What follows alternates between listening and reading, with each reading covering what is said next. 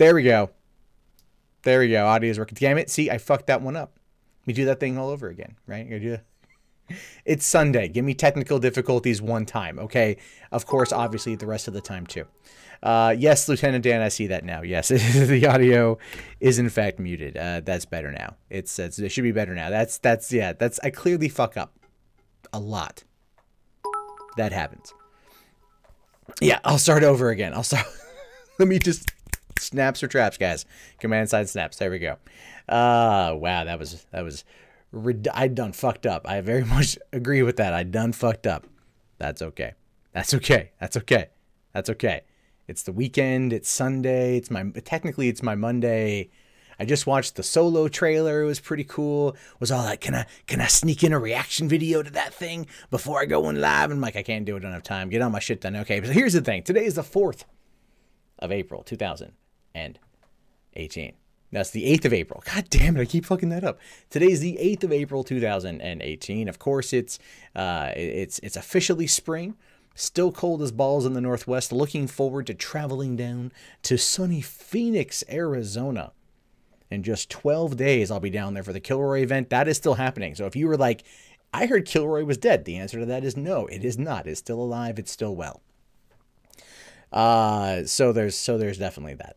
But that being said, it's going to be fun to go down there to hang out with my friends, to see Bunty King, Jeff Holiday, Wizard of Cause, Based Mama, finally get to meet Razor Fist, as well as Roaming Millennial, getting to actually have an opportunity to chat with Christina Hoff Sommers, because I met her briefly in Portland last year, and she was like, "You look familiar." I'm like, "Oh, I'm Mundane Matt." She's like, "I knew you lived in town," and that was basically our whole interaction. But hey, she knows who I am, and that's okay with me. She knows I lived in the Northwest. That's okay with me. So yeah, it's going to be a lot of fun. It's going to be a fair amount of fun. The Mythicist Milwaukee guys are going to be there. That's going to be good. I had the chance to go on their podcast a couple weeks ago and talk to them. I'll be moderating a panel there and asking them lots of questions. So it's good. It's all freaking good. And then, of course, I will be also attending Mythicist Milwaukee in September. Not as a speaker or anything else, but just as a guest. So I'll be heading out to that one. So yeah. You guys finally get to see Rustl'd live. I know. I wanted to record the promo and get that out there on the YouTubes, so then people can come over and check it out. Because I think people forget that this is a live show. I do my recording, fuck ups and all, in front of people. Helps keep me humble, right? I think that's a good way of looking at it. Fucking up live in front of an audience, I think, makes you a bit more on the humble side, because it's like you try not to do it, but it still happens, i.e. audio muted. That's my bad. So there's that. Did I hear about the Syrian gas attack? I did, and that is horrendous, and in no way am I happy about that. I do hope that the Assad problem gets taken care of, because right now it's definitely a bad thing. So there's that. I'm definitely interested to see where things go next. So Alden Ehrenreich sucks a solo. I kind of liked a little bit of it. I'm not gonna lie, like, it's growing on me. But you could tell like they're still a little iffy on him as the main character, considering the fact that that they only featured like 3 lines of dialogue from him in the entire trailer. Like, they're trying to establish everything else around him, but him. A little bit weird. But of course, I'll talk about that later on. What news am I going to cover tonight? Well, there's actually the weekends are always difficult, because it's like whatever was big on Friday, I didn't cover. There was one story that was big on Friday that I was like, I'll save that for Sunday, and I totally forgot what it was. I might have emailed it to myself, but it's too late. Maybe I'll cover it tomorrow. Oh no, it was Backpage.com getting shut down by the FBI. That's what I wanted to talk about. I'll cover that tomorrow. But Backpage.com got shut down by the FBI, and the owner, one of the co-owners, was raided by the FBI, and I am very happy about that. Backpage is just a shit show that should never have been allowed to continue like it did, and now it's gone. I'm okay with that. Move and I can make more money and also need more acres. You got 10 years. Where the fuck would I move to? Why would I move? No, because you're always in the Discord, Claude. You're always in the Discord, like, you know, like talking shit about my house. I like where I live. I live in the forest. You know, I drove to go to the gym tonight, and I passed by like deer grazing alongside the road. You know what I mean? Like, they're just chilling, Deer are just chilling, broad daylight, no one's care. You know what I mean? Like, I walk out, there's fresh air, right? The only occasional crazy noise is gunshots, but that's, you know, better than helicopters, I should say. You gambled and lost. You're miles from home. What do you do? How's your wrist game? I'm just saying, you could probably make some money if you just, you know, you just play with someone's gear shift a little bit. What is the worst film I've ever seen? Oh, man. Geez, for me, worst is a hard one because I like a lot of bad movies. We might be dropping a little bit of bandwidth here. It's fluctuating a little bit. It might fuck up. Okay, hopefully not. Everyone heard about Republicans in Connecticut killing a bill that would have made net neutrality law there. Doesn't surprise me. I live in Washington where they basically did their own net neutrality, and it's like the governor signed it into law. So I'm pretty good. If I had to live with a furry or a feminazi, what would I choose? Probably a furry. I understand their motives far greater, right? Oh, you like anthropomorphic animals and you like to fuck in your fursuit. I get it. Like, I'm not down with it or nothing, but I get it. I'm fine with that. That's your thing. You want to go, you want to, walk around smelling like the beach at low tide. By all means, that is you. I get what you're talking about. Feminazis, on the other hand, who knows? Who knows? So there's that. Did I see the video of Medicare going batshit on a randomer cam? I did see that video, and I don't fully agree with it. I happen to very much like Randomer Cam. I've known Randomer Cam for a number of years. He's always been very kind to me, and that's their beef. So you have yet to see Plan 9 from outer space. There's that. Feminazis sound fun. You like to live with the feminazi? No, why? Why would you want to wake up every day to someone screeching about the patriarchy? I can't open this jar of pickles. Goddamn patriarchy. That's life with a feminazi. that's life with a feminazi. You're graduating in June for a film degree, or you're in what should be your next move? I'm gonna tell you this: do not move to LA. I'm telling you, everyone you'll talk to, like, come out to LA. It's gonna be great. You're gonna get work. No. Don't go to LA. Cut your chops locally. Shoot films locally. If you have to travel to LA, just travel to LA. You know what I mean? Like, or Atlanta or New York. That's where you go. Atlanta's like the LA of the freaking East Coast. They shoot a lot of stuff there. Don't go to LA. Make your own shit at home. All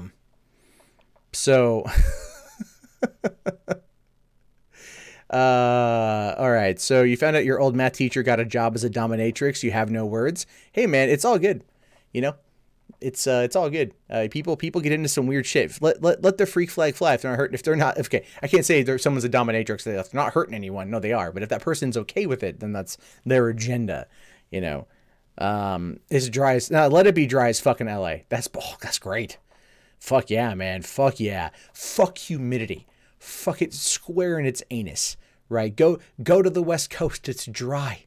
No humidity. San Diego gets pretty humid around the third week of September, but other than that, nah, screw that. Go to LA. The weather is perfect there. You pay for the sunshine is what you pay for. Is the Trump Kim Jong-un meeting still happening? I don't know. Kim Jong-un said today, or North Korea said today, that they're all down for they're down for the talks. So there's that. So Texas is a great place to live. Okay. I'm gonna take your word for that. All the times I've been to Texas, I have just been wanting to get out. So I've been to Texas many times. Although it's been a long time. Yeah, Jose, we are gonna be talking about Kimmel versus Hannity a little bit, but that's gonna be the last story of the night. Am I more excited for Deadpool or Solo? Still Deadpool. Solo's growing on me something fierce, but Deadpool, I'm down. Lieutenant Dan cheered $1. Now that I finished Kingdom Come, am I going to start Far Cry 5? Beat Kingdom Come yesterday, went out, traded my copy of Far Cry 5 for PS4 to the Xbox because it's the HDR version. I got the 4K TV and shit. So I've been playing Far Cry 5 yesterday and today. Like it. Yeah, don't go to Florida, man. Don't go to Florida. Thoughts on South Carolina? I've never been to South Carolina. I hear it's nice. Here it has good beaches. Rampage or Skyscraper? Ah, dude, fucking Rampage, straight up. I want to see Rampage. Alaska is bigger than Texas. Yes, that's true. You've heard the format is changing. What format are you talking about? Did I hear about PUBG going after clone games? Heroic idiot, you did not see the video that went out at 6 a.m. this morning, did you? I already talked about it. So it's okay, man. I get that a lot. I'll get people messaging me and they'll say like, "Oh, I'm totally sub to your channel and I watch all your videos. Have you covered this thing?" And I'm like, "Yeah, I literally just posted it like 2 hours ago." And they're like, "Oh, I didn't check the sub box yet." I'm like, "It's all good, man. It's all good." But yeah, no, I talked about that. Don't go to Florida. You saw a crocodile in a man's backyard. I don't really want to go to Florida outside of maybe going to Walt Disney World. Did I hear about Review Tech USA quitting Twitter? Yeah, I saw him mention that. He'll be back. Like, don't get me wrong, I love Rich to death. He's a good dude, but it's like quitting Twitter is not like if you want to quit Twitter, there are ways to quit Twitter. I seriously turned off notifications for anyone who doesn't follow me, right? And then if you like, and I'll you know, I also mute the fuck out of a lot of people, which I'm totally fine with. So there's that. You had to unsub from Rich because he just seems whiny. Nah, Rich is cool. Whoa. Hold on. It's really fluctuating here on the bit rates. I don't know what the hell's going on. I got it lower too. So let's see. Maybe it'll stabilize. Get RTU to quit YouTube. No. I like Rich's videos, man.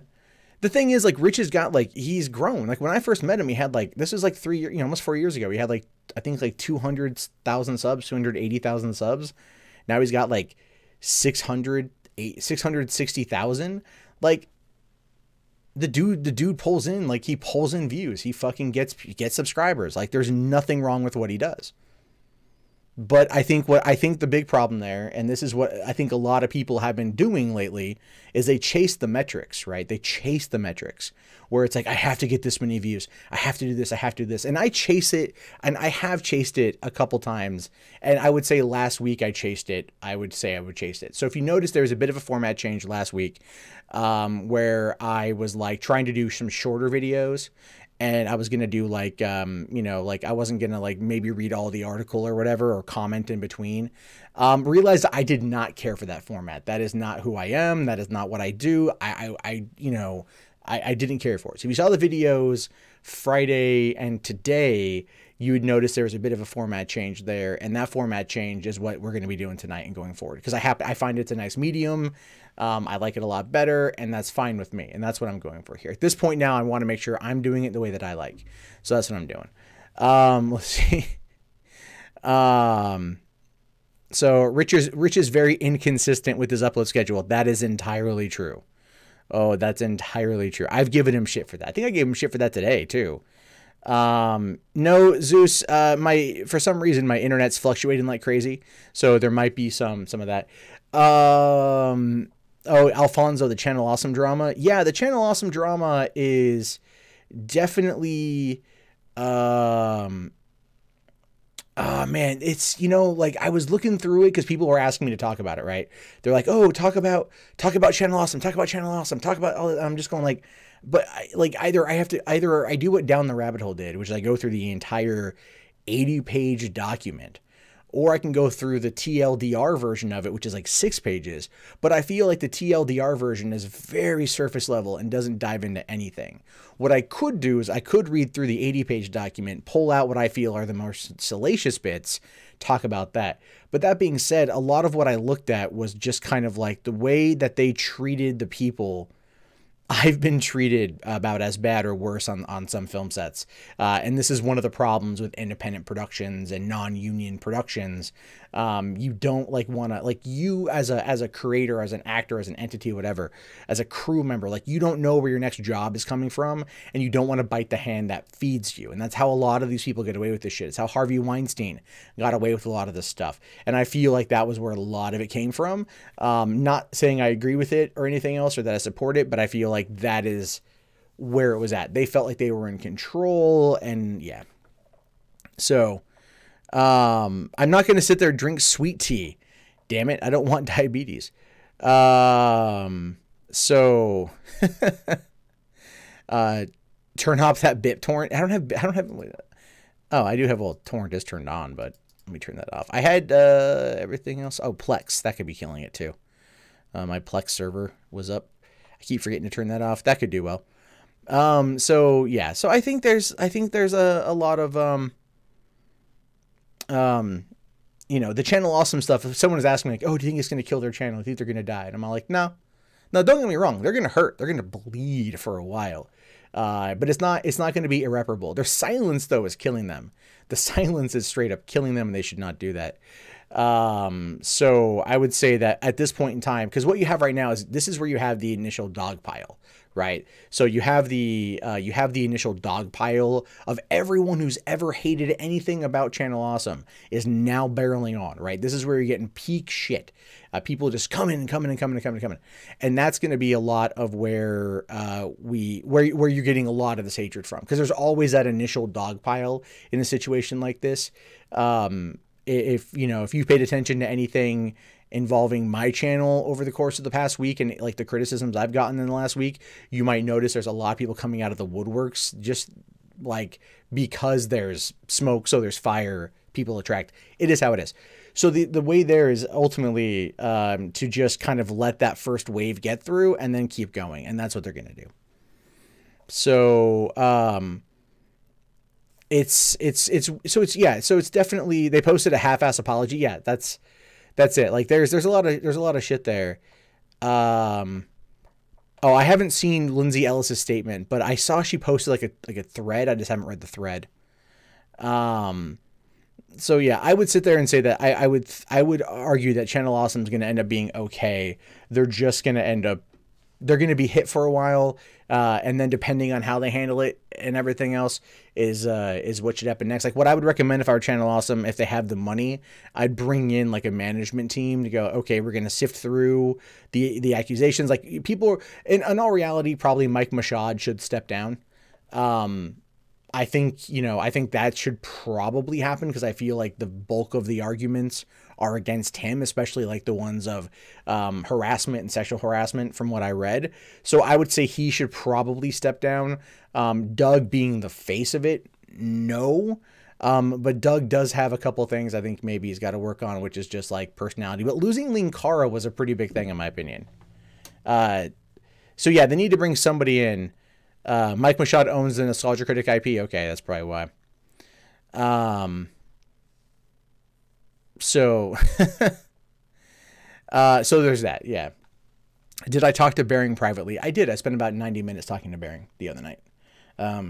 We're fine. Bering's a good dude. You know, we talked. So, but yeah, that's all I'm gonna say about that. Mike Machode, I did see that. Yeah, I did hear that earlier. Do I think there will be another Adpocalypse? Maybe. If Mike goes, the critic dies. Maybe it's time for Doug to move on to something else. If Doug wanted to already, wasn't that a complaint that Doug wanted to change how things were? Doug wanted to, what is it? Did Doug wanted to like end the Nostalgia Critic or something? Or something. There was something he wanted to walk away from or change something. I don't know. Keep in mind, I have very, very like light knowledge of these people. I don't watch Channel Awesome. I never have really watched a lot of Nostalgia Critic stuff. I don't know anything. You know, I've heard stories over the years, but I've never really been involved in anything. Someone asked me if I knew them, if I was involved in any of this stuff, and I'm all like, no, I'm not at all. Like, I'm not, period. So, I mean, when Gamergate happened and Lindsay Ellis and Mike in the Shadows, and I think, Todd in the Shadows, whatever the hell his name is, they were like trying to talk some shit. That's about it.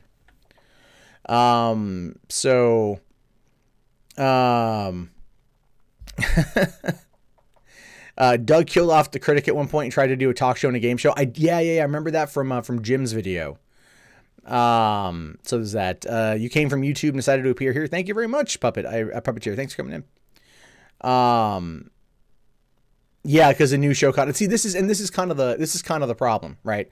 So this is what happens, and I'm kind of dealing with the same thing myself. So it's kind of like when you look at the Mundane Matt name, I want to like move away from Mundane Matt as a name. I have for a while. I've been open about this. Not so much like retire the name, but just kind of been going by Matt Jarbo. I haven't been going by Mundane Matt as much. And the reason for that has everything to do with kind of how I got my start. The name was never meant to be where I am right now. It just happened that's the case, and that's fine. So it's kind of like moving away from something you're known as on the internet is something you're effectively typecast as. So being typecast as that causes a bit of a problem, and that's what Doug went into, you know. So it's kind of like jumping over into doing, you know, something else that's not this Nostalgia Critic. People are going to have trouble adjusting. There's actually, it's interesting because I've noticed that there are a lot of people out there that really hate change. And they really hate change. They end up like, and these aren't creators. These are viewers that just hate change. And so if you change anything, they unsubscribe. They freak out. And I've seen people go through that multiple times over the years. I'm like, look, to be a YouTuber, to be an internet personality, you have to adapt, right? You have to adapt to different elements, different areas, different things. You have to kind of roll with the punches. And those that are like strident in their approach sometimes make it and sometimes don't. And those that change everything every time the wind blows a different direction, they end up screwing themselves because it's like it's too rapid of a change. And I've done changes before that I've rolled back because they didn't really work out. But everything, again, it's also experimentation. So, you know, there's definitely that. Yeah, so we'll hopefully, yeah, rebrand as Furry Matt. Not into furries, man. So fans hate change when it comes to the show. We have to do it slowly. Exactly. That's okay. You know, because the thing is, like, I have nothing against YouTubers that change their format. You kind of have to, and it's always fun to see what they come up with. I mean, look at where I started off at, where I am now. You know, go back and watch like the old videos where it's just me talking into like my iPhone 3G, you know, and it's a single image that's also the thumbnail because that's how iPhone Movie Maker works, right? Or I did iMovie on the iPhone. That's how it worked and shit. And then I moved up. I started doing that, and then I got a snowball microphone. And then I ended up, you know, using the snowball, but then recording the audio, putting it in MP3, emailing it to my phone, then running it through iMovie in my phone in order to create the video content. That was stupid. Then I decided to say screw it and just went to a single image with just talking over it from my computer. And then at one point I tried using gameplay footage, which was that was way too much fucking effort. And then I eventually, after I was doxxed in 2015, at the beginning of 2016, I bought the webcam, and I decided I'm going to do webcam stuff. And then unfortunately, the 2016 Windows 10 anniversary update completely borked webcams from working. So I was using my Canon 70D to shoot video, and then I was using my Canon G7X to shoot video, and then, you know, transcoding the footage on the computer and doing all that shit. And now I'm using a Canon 7D routing through HDMI through USB 3.0 into my computer, getting a 1080p image. This is just the evolution of how things go. And I very much like the way things look now. I'm very happy with it, so I want to keep it. So there's that. So there's a lot, like, you know, these things change over time. People always kind of change things. And I think that's going to be where we find ourselves in the next couple of years. I mean, some YouTubers are able just to hit it and keep hitting it and going from there, and that's never an issue. Others, they have to roll with the punches, and it's never going to be what you expect. It's also never probably going to be a fair system in regards to as much as you might want it, but it is where we are. So there's that. I haven't seen A Quiet Place yet. It's on my list of things to watch when I can get to the goddamn fucking theater again. So I need to go see, I want to go see A Quiet Place. I want to go see Pacific Rim Uprising. Obviously, Rampage opens up this Friday. I also really want to go watch Ready Player One again. So there's definitely that. Am I afraid of getting swatted again? Yeah, that's never going to change, to be honest with you. I pretty frequently well, not frequently, but like every so often I remind the police what I do and that I'm still around. How likely is a kid to shoot up a school if his mother named him Vagina? Probably not as much as you might think. It goes back to the old Johnny Cash song, A Boy Named Sue. Listen to that one. Have I heard of the upcoming movie The Meg? Yeah, I've heard of it. So there's definitely that. What's life's greatest illusion? That you're special, I would say, because we always grew up hearing that from our parents, you know, in our family. You're so special. You're so great. You're so awesome. And then you get to the real world, and the real world just walks up and gut punches you like you're nothing. You're nothing. So it's up to you to make your own way. Right. I think, like, you know, my girlfriend and I have been talking about that with our daughter. Like, you know, we're like, oh, she's so pretty. She's so cute. And it's like, maybe we should like not like put that complex on her when she gets a little older. Right now, she's 4 months. She doesn't know, in my opinion, at least. But when she gets older, you know, you want to kind of frame it in the right way. It's like, look, you know, like you are able to do your work, able to do what you want, able to be good at what you do, sort of thing. But at the same time, we don't want to put like any unnecessary complex on her, want her to find her own way. So, YouTube needs to kill Red, focus on exclusive features. Dude, I make Red helps. So it's kind of like it's YouTube. What it is not so much that YouTube needs to kill Red. YouTube needs to expand the features of YouTube Red in order to draw in more people. That's the truth of it. InfoWar will have a field day with the Syria attack. Yeah, that's true. I love Bukake more than booty. Who doesn't love a good jizz bath, right? Come on, guys. Who doesn't love a good jizz bath? Obviously, Stormy Daniels does. Okay. Pretty sure a number of other female performers and male performers, let's not gender discriminate here, in the porn industry, love getting soaked with jizz. So, let's see. People... Oh, wait, who is this guy? Was this Wubdies? Oh, you know, hey man, listen, if you want to talk shit in the chat, by all means, talk shit in the chat. If that's how you want to spend your life, man, that's entirely on you. That's entirely on you. So that's it. That's what you got. That's fine. Greatest Illusion is a great card in Cards Against Humanity. I agree. When will Alex Jones appear on the Monday Match Show? Alex Jones won't, but that's not to say that another Jones might. Actually, I got approached with a very interesting proposition the other day, and I might jump into that. So let's see here. Hold on. I'm not going to be doing the voice chat tonight. So no, we're not doing the live call-in tonight. Maybe later on this week. I'm gonna probably, with the live call-in stuff, I'm gonna set a topic. You know, I'll set a topic first because one of the big, like, you know, I try to have like one of my moderators help out and like ask the question ahead of time, so then like, you know, we can have a conversation. But I feel it'll be better if I create the topic beforehand. I do need to play some Cards Against Humanity. So why do I think PewDiePie isn't gonna? You almost got me there, Stonebleeds. So, about journalism, who are good games journalists? I mean, like, I think a lot of them are probably pretty good. They do their job well.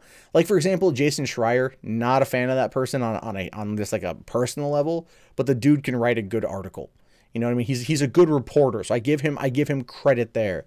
You know, even like Steven Totillo, who I think is just a spineless coward, can still pen a good article and pen a good story. Ben Kuchera, fuck that guy. But I think, you know, there are people that are good, that do a good job, but they let their personal politics get in the way, and that's not good.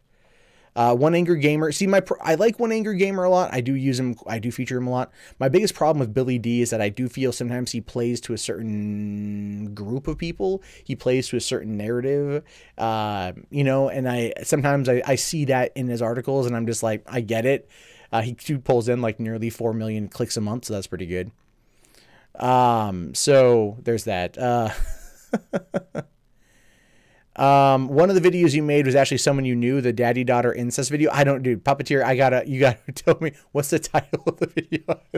I mean, don't get me wrong. The daddy-daughter incest video, I have to know which one that is now because I don't remember. So that's okay.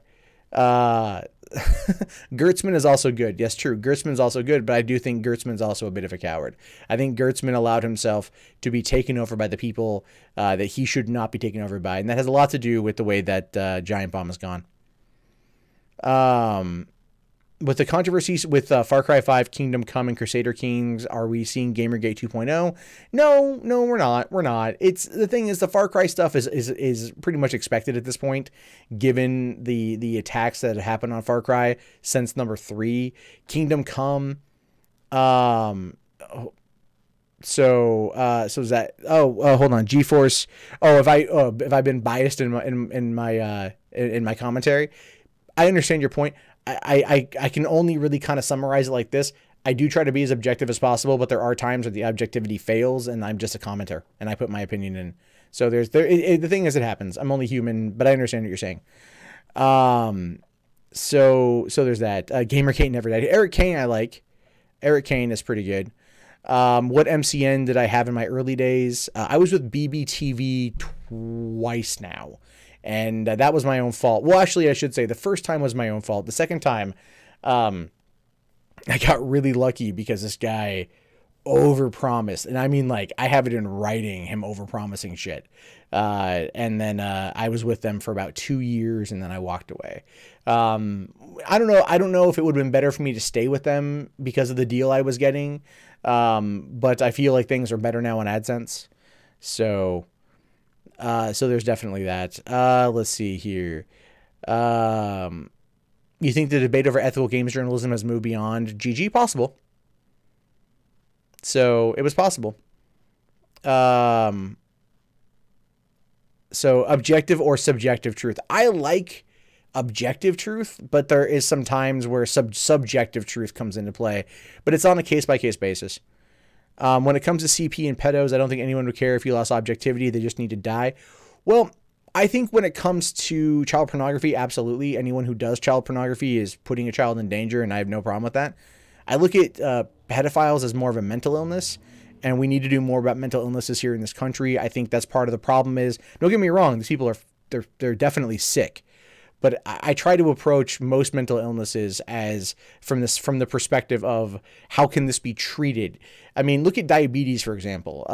Diabetes was thought to be one thing, and then they just discovered that it's really 5 separate diseases that can be treated individually. Are there mental illnesses that can, in fact, be fixed or can be changed? Can counseling and therapy help out with these things? And I think that's where we find ourselves quite a bit on the pedophile discussion. While I don't support any bit of it, I don't support anyone who does child pornography or looks at child pornography at all. You know, there's no ethical CP. You know what I mean? And I've heard that term tossed around too. Again, there's no standard for this. There's no there's absolutely no proper discussion on this fact. When it comes to that particular subject matter, it is a very touchy one. But you know, I view it personally as these people are sick. And if you harm people, like if you harm kids, do anything like that, then definitely, you know, take you out back and get rid of you, sort of thing. But there are people out there that claim to be this, and then they never act on it. And that's where they find themselves conflicted because they feel there's a problem there and they want to come out and talk about it, but they're so afraid of the stigmatization surrounding it, as they should be. But it becomes this bigger issue. So I would say that, for one, I'm definitely nowhere near qualified from a psychological standpoint to analyze anyone who claims to be a pedophile and like how to help them. Some people out there would suggest further mental treatment. Others would suggest wrapping their mouth around a shotgun and pulling the trigger. That is unfortunately the extremes we go to in these discussions. But when you think about the context of what it is and how children are hurt, you can see why there would be that reaction. But this is where like it's a thing where it's, you know, we have people in Syria right now that throw gay people off of the rooftops for being gay. You know, and it's this weird thing where it's like, I don't know. I don't have an answer for it. So Nambla can go fuck itself with a short period. Absolutely. No, absolutely. Yeah. Fucking, the North American Man Boy Love Association can go fuck itself.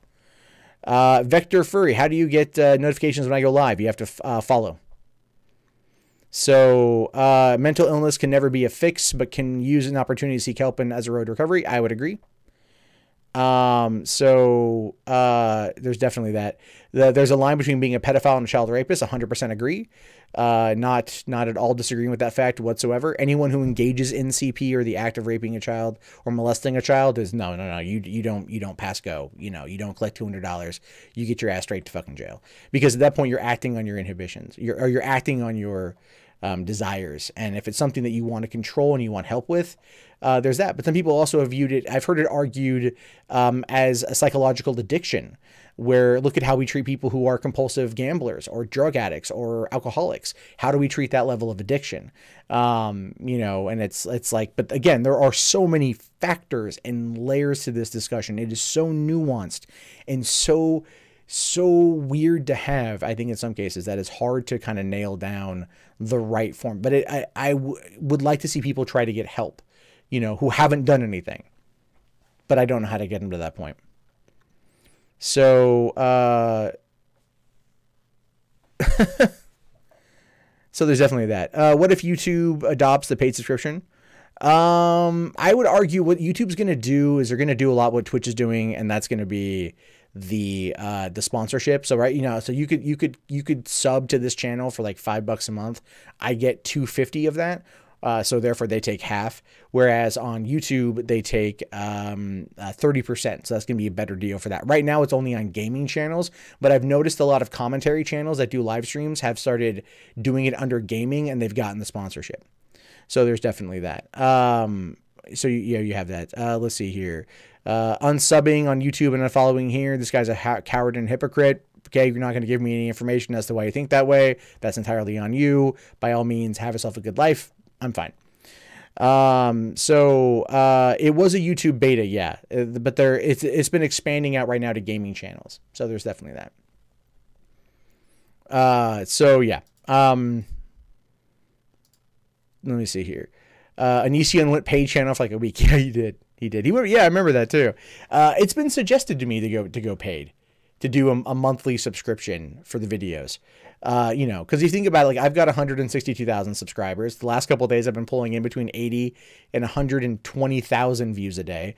So if I got like just, you know, like a 10% of that, it'd be sitting pretty each month. YouTube takes 30% of that shit as well. I don't want that. I don't want to hide my content behind a paywall. If people want to support the channel, that's by all means. You have Patreon, there's the tips, there's the bits, whatever. It's all good. I'm fine with any of that. If you want, it's all optional. Right? Like I prefer, this is one of the reasons why when it comes to YouTube and monetization, I like the AdSense system. I like it more than anything else because I feel it's the most direct method at this point. So there's that.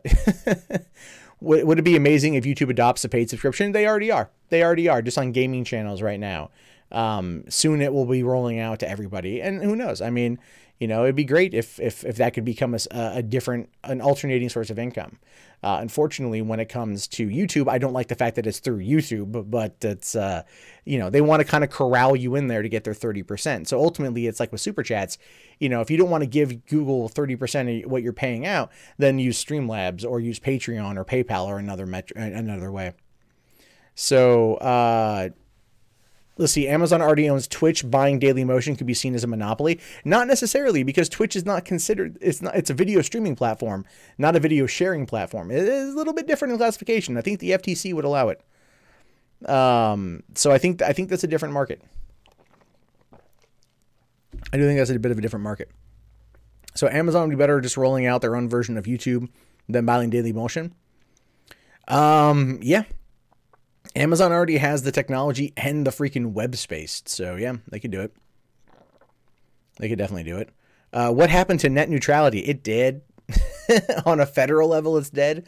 Now it's going to be being taken on state by state. In my state, they are pushing it through. You know, it's what happens when you live in a progressive state like Washington, which actually, surprisingly, believe it or not, is what is it? Washington right now has more registered Democrats than Republicans. And in California, the amount of Democrats clearly outnumber the Republicans, but the independents are getting ready to completely outnumber the Republicans, meaning that on the West Coast, at least, the Republican Party is shrinking in terms of registered voters. That doesn't mean they're all going to vote the same way, but that's what's happening. So let's see. Thoughts on the Seattle rule about transgender bathrooms with a man undressing in a women's locker room and citing this new rule? I don't know anything about that. That's a tough conversation, man. So Washington is a progressive state. It is a progressive state. Any updates on the Hawaii loot box thing? I haven't heard anything about that. I know they've still kind of been looking into it. They're still investigating. It takes time. Is there going to be a privatized internet? I feel like that could happen. I feel like that could happen. So, you know, I have a feeling there could be privatized internet. We could see a bit of that one, but right, that's not for a while. And what it might be is, you know, if we get, well, if you think about it, even right now, I mean, are you suggesting that like we have certain outlets that are, you know, like kind of imagine like an a la carte website, right? Like an a la carte system where it's like you pay for Comcast and Comcast gives you like Facebook and Twitter and YouTube and like Wikipedia and like some news sites. And that's like a few bucks a month. And if you want to get to the broader context of the internet, you got to pay for a larger package. I have a feeling that could be a thing. Like that tiered line could be it, because it worked so well for fucking cable television for a long time. So there's that.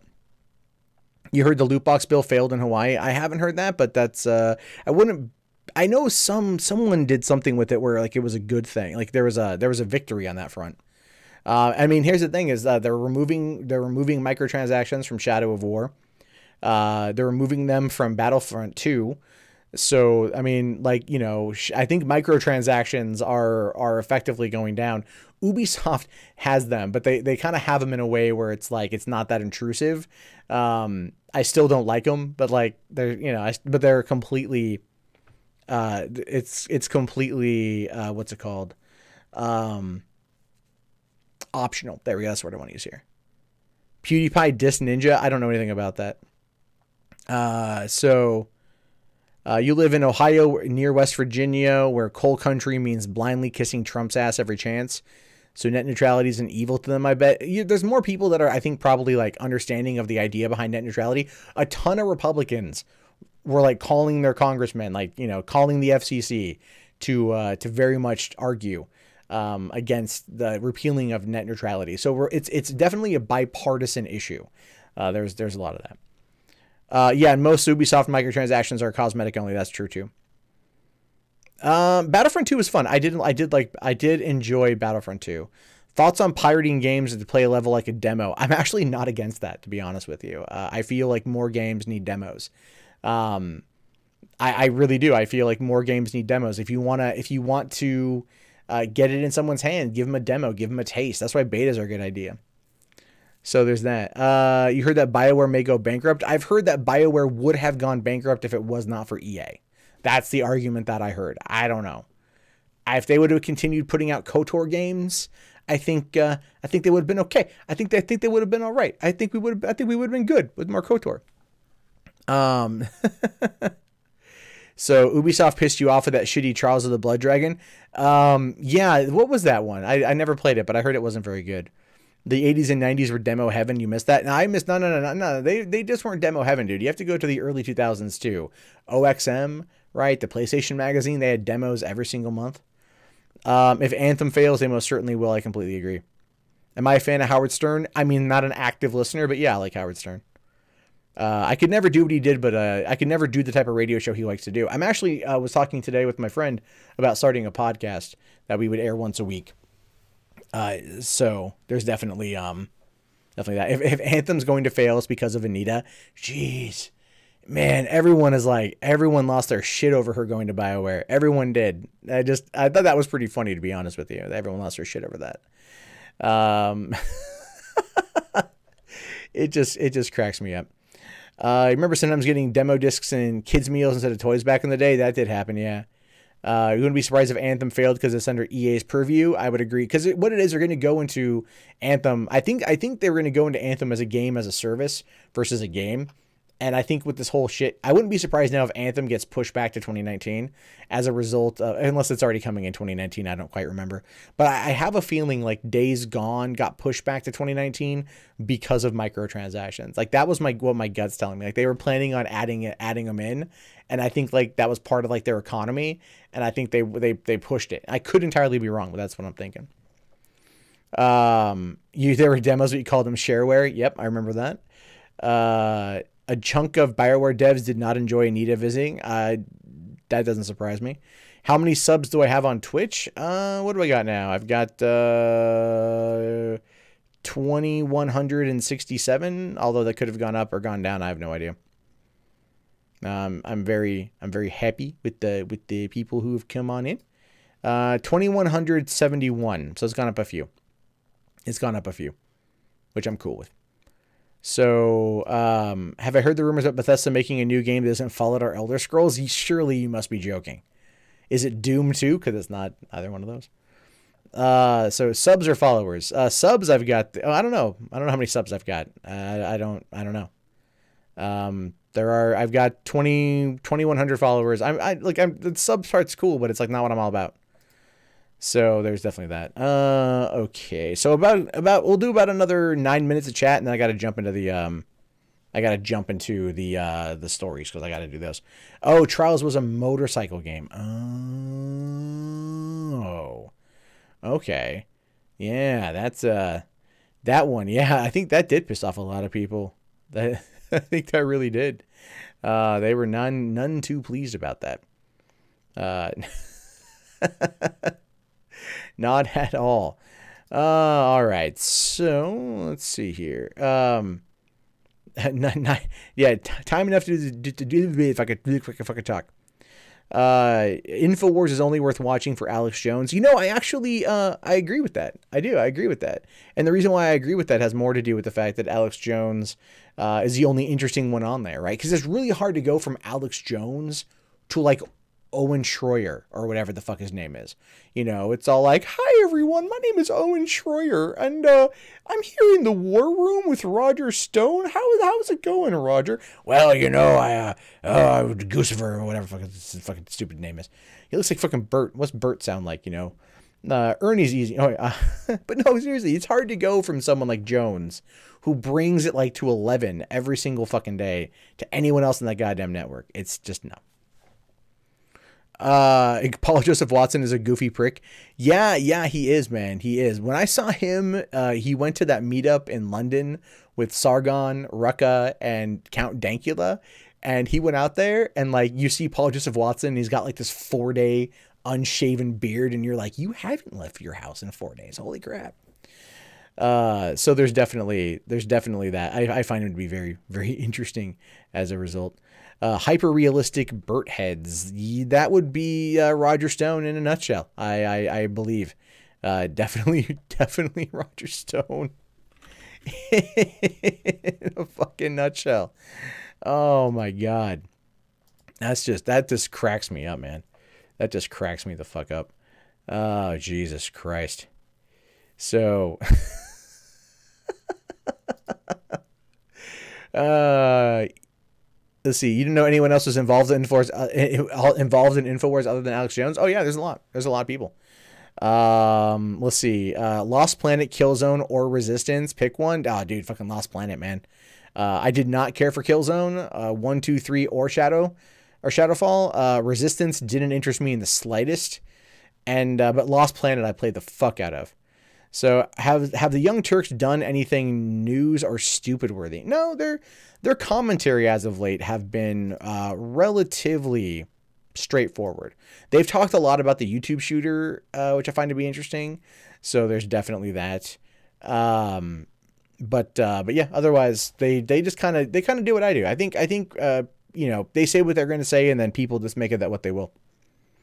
So, you need to get back to playing the original Killing Floor. I did get Killing Floor 2 when it was free on PlayStation Plus. And I found it very weird that game was free so quick. Xbox right now this month has got Super Hot for free, which I just picked that one up. So there's definitely that. I've been wanting to play, what is it? Like I'm on Far Cry 5 right now. Kingdom Come was a hell of a game. Hell of a fucking game. So is that what would happen if Trump met Alex Jones? Garrick, they've already met, man. Like Trump has been on Alex Jones. I'm earning $65,130 a year. I don't know where you quite got that information from, but I will neither confirm nor deny if that is roughly in the ballpark area. Kingdom Come or Kingdom Come. You know, there's a lot of sex in that game, so you could pretty much whatever. Well, there's not as much sex as, let's say, The Witcher or God of War, but you can go fuck hookers anytime you want. And you can get a perk where you get to fuck them for free, which is pretty funny. So, the Young Turks finally realized they lost the election for Hillary. What? That is, come on, man. That's not right. That's not right.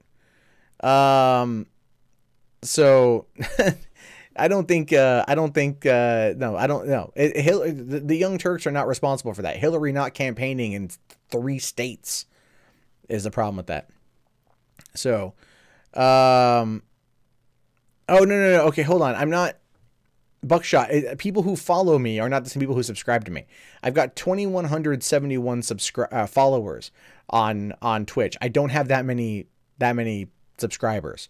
I think I've got like maybe 12 or something. Right. So it's like, you can follow or you can subscribe. There are 2 different things there. I don't make that much money off of that. That'd be cool. Not going to lie. I like money. Right. But, you know, I'm not in it for that shit. The TYT are Bernie supporters. Oh, and they still are. Yeah, very much are. Oh, okay. Buckshot. I get you. You like blaming TYT because it's fun to watch people desperately try to explain it anyway? Probably, man. Probably. Like many of us, Hillary underestimated Trump. Hillary, yeah, she did. Hillary did underestimate Trump. Hillary also underestimated her own popularity. Let's see here. What was that question? Will Bernie run in 2020? I do believe so. I do believe that Bernie will run in 2020. Who has made fun of Cenk Uygur by dressing up on him and drinking bacon grease? Well, I know Steven Crowder tried doing that at South by Southwest last year. So there's definitely I know it was dumb. It was like the joke wore out in like 30 seconds, but he just kept going. I guess I give him credit for keeping going. Joe is Biden this time. Yeah. Is there going to be a blue wave in 2018? I do believe there will be. Yeah. I do believe. The problem with it is, though, is the Democrats need to get their fucking shit in check and actually fucking understand what's going on in this country. They don't. They really, really, really don't. And the only way for the Democrats to come back is they have to stop fucking kowtowing at every little thing. It's so stupid. Hillary wanted to be a queen and she lost because this is a democracy, not a dictatorship. I don't know if I would agree 100% with that, Shield. I would say like she felt entitled to the role. Even Michelle Obama said a couple days ago that Hillary Clinton was like the most qualified candidate to be president. And that's entirely possible. Being Secretary of State, being a state senator, and being a former first lady, she does have a lot of understanding of the executive branch. That being said, people just didn't like her. And I think if she would have been like, the whole Pokemon go to the polls thing was cringy, but it was Hillary in a nutshell. In all seriousness, Biden is too old to run. He should retire. Fuck it, dude. 78 is now the new 65. You know what I mean? Like, it's going to get to a point where I think people are just going to want Trump out, and they're just going to go for it. They're going to. I think all he has to do is just go up there and basically be Biden, and he'll win Trump. Pokemon go to the poll. It's just saying, like, I mean, I think Biden's, I don't know if Biden's going to run. I don't want to see Bernie and Biden against each other, because that's just going to split the vote way too much and cause a lot of animosity. But if they teamed up, they would just demolish. There's that. Let's see. We need at least 4 more years of Biden news articles from The Onion, probably. Although I really miss the Biden memes, the Biden bro memes. Those are great. what it was about Hillary, but she seemed like she was fake as a $1 as a Dollar Tree $1 cheese.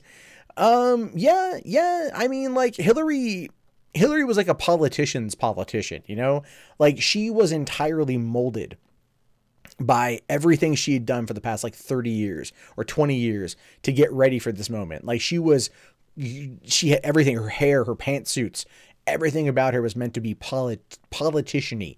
It was meant to be distinguished. It was meant to be all of these things. There was just one thing they forgot, and that was personality. Personality. You look at Hillary Clinton and, you know, you could argue that her and Mark Zuckerberg have the same freaking facial coach. Like they're just not personable.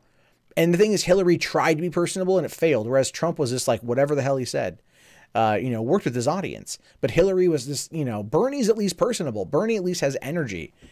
Hillary would try playing like the grandmother at some point. She tried doing the grandmother card. And then when she started doing the grandmother card, I'm like, ooh, that's like John McCain going on SNL the weekend before the election in 2008, realizing he's going to lose and doing one last sad plea, pulling the sad grandpa card. I'm not kidding you. He legitimately did that. That was pretty bad. So, yeah.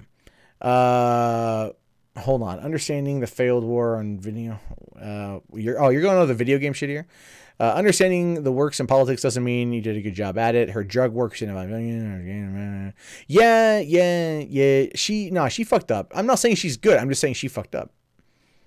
Vote for Adam Kokesh. I don't know who that is. So I don't know. Walton and Johnson. Who's Walton and Johnson? I don't. You're gonna have to use first names here, man.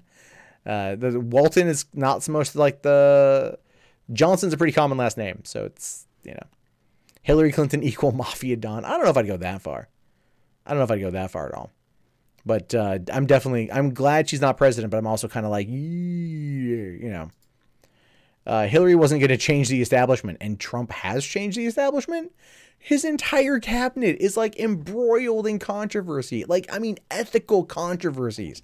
You know, Ben Carson, $31,000 table. Oh, well, I gave the credit card to the wife.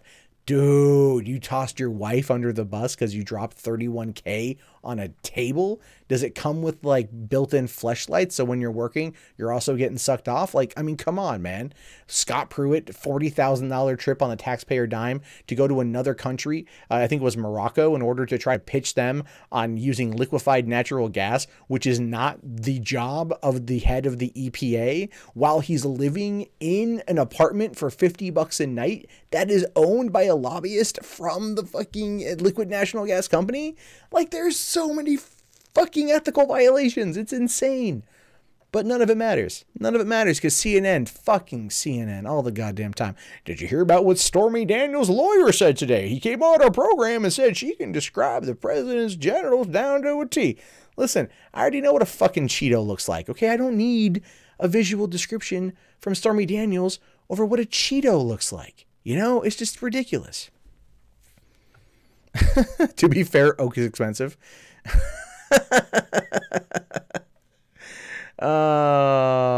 Let's see. Trump's presidency is 10 times more entertaining than Hillary's. That is true.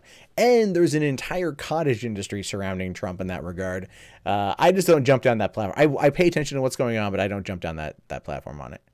Anthem's coming 2019. Thanks a lot, Godfather. Appreciate that. Stormy Daniels is the #1 porn star on Pornhub. And you know, I still can't bring myself to watch one of her videos. I don't find her that attractive. I just don't. Like, I'm like, oh, hey, if it was like Mia Malkova, then I'd be like legitimately jealous, right? I'd be like angry jealous. Like, you son of a bitch, right? Or like Lexi Bell or something. I'm just saying it's like, I don't know. Let's see. Out of everything you can criticize Trump for, the MSN is pulling credibility in a woman who sucked cock for a living. Part of that's true. MSNBC, not so much. As I've said before, if you want to follow the money in terms of journalism, that's where Rachel Maddow comes into play. Hell, it was even announced like the head of the Deutsche Bank, which is a big topic of discussion on her show, is actually stepping down. And if you're looking for some kind of like fair and actual balanced journalism on Fox News, Shep Smith is great. I love Shep Smith. Anything from the primetime lineup is garbage, and that's to be said for most cable outlets. But yeah, I don't like. I like Shep Smith, about who I like on Fox, and Greg Gutfeld, okay at times.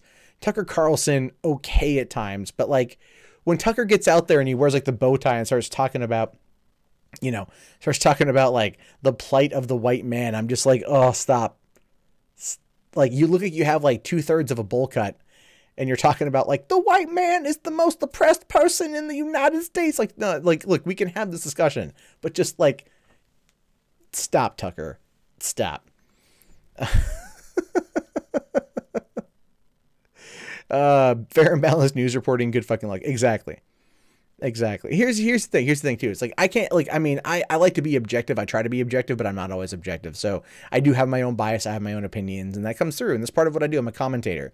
People come to me for, my particular brand of coverage on certain stories, whether that's something they want to be mad at, which does happen, or those that they want to agree with, which does happen.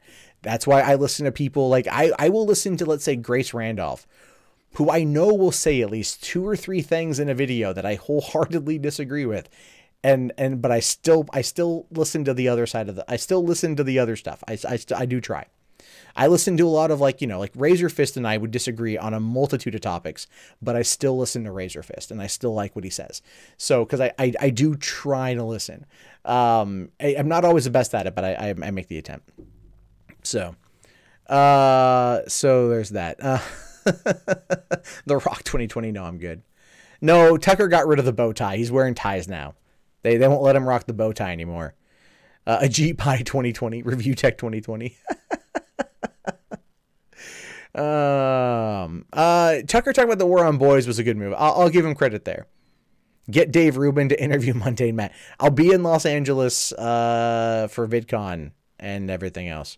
So maybe I don't know. I'm hoping to go on a couple podcasts when I go to LA for VidCon. We'll see what happens. I don't know how long I'm going to be there for. So you would vote Ajit 2020. Get the fuck out. Get the fuck out, bro. All right. We should probably get into the actual stories here, because we've been talking for a while and I'm clearly running behind schedule. So there's definitely that. But we've got about 100 people in here. That's fucking fantastic. Talking about some crazy shit. The world is a crazy place. Kathleen Kennedy 2020. Yeah, no, it's not gonna happen. Kathleen Kennedy 2020 is pretty fucking funny. You funny guy. All right.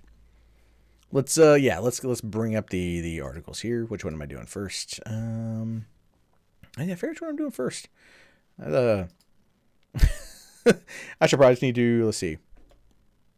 All right, we're talking about Logan Paul first. There we go. Let me bring up that article here. Get that ready to go. Fucking stupid ass goddamn Business Insider. Oh, Jesus. Hold on. I'm trying to get this. This is the thing. Like, Business Insider decided to do this really interesting article about Logan Paul, and then they have their ads on. Oh, that's not so bad, but it's like a really distracting ad. It's really distracting. Block that element. Can I block that element there? Come on. Ah, all right. We'll just have to go with it. That's fine. Cool. There we go. That will work. Okay. All right. No. This fuckface is interesting. It's not as bad as you think. It's not anything with the followers, but this is from a YouTube perspective. All right. Every month I should do a stream fails montage. Like, there's like one a night, dude. There's like one a night. Okay. The early 2000 haircuts already made you uncomfortable. Yeah, it makes a lot of people uncomfortable. All right. Remember, guys. Snaps the traps. Command sign snaps. Do that shit. Do that shit. Oh, Logan Paul. He's had a hell of a year. I will give Logan Paul credit. He has had one hell of a year. First, he comes on the scene, all sorts of controversy surrounding a faked Suicide Forest video. And yes, I stand by that notion. Then, of course, he tased some rats and came back with an anti-suicide video. You know, hold on. I'm gonna do that one again. I don't like that opening. I'm not a fan of that opening. This is what happens to do live. This should be part of the. People should clip out all the fails I do. The Digi, I'm looking at you because you like to do that shit. You clip out all the fails that I do, and then we can maybe make that a montage. So, all right. Professional. Logan Paul has had just a hell of a year. Just an insane hell of a year so far, and we're 4 months in. Man, that's it. You know, first he had the Japan video blow up. Of course, that whole thing was fake, whether you want to believe it or not. I'm sorry, it was.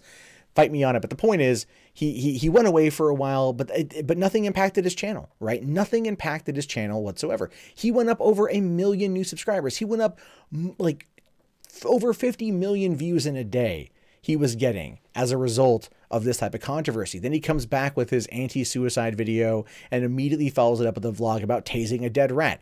This is a kid who really just doesn't understand second chances in life. And it's actually kind of starting to catch up to him a little bit here, because as we're learning, Logan Paul is tanking on views and new subscribers.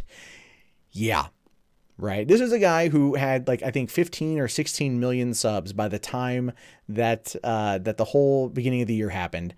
And he kept shooting up, kept shooting up, kept shooting up. And regardless of all the controversies, he kept increasing. He probably thought to himself that this was going to be the best course of action for his channel.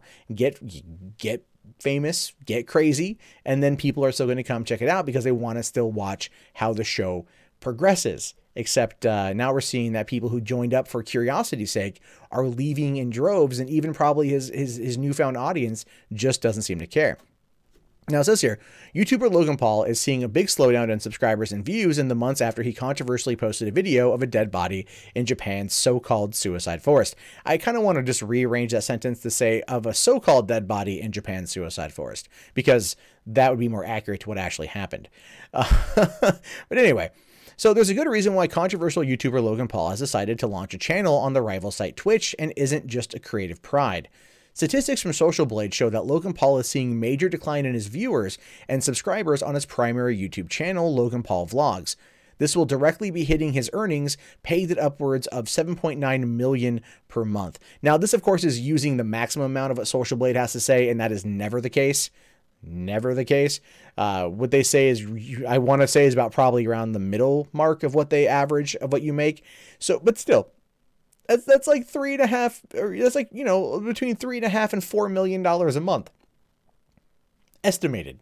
But that's not on Google Preferred anymore, right? On Google Preferred ads, I would probably argue he's making on the higher end of that. But now he's back down with the rest of us plebs. He's probably not making that much at all. But still, come on, man. He's pulling like $2 million a month.